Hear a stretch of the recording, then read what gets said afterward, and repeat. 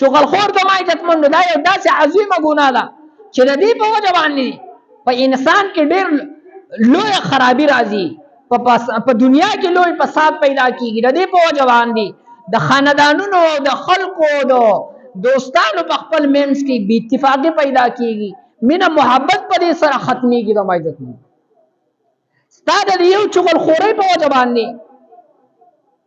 دوستانې هغه چې د کلونو راسي هغه دوستانې وي هغه ختمېدی شي.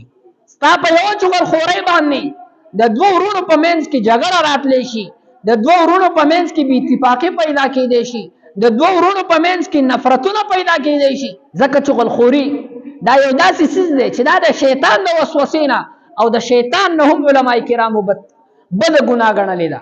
ځکه چې د شیطان وسوسه چې کومه ده، د شیطان لمسه چې کومه ده، هغه به تا د صرف په زړه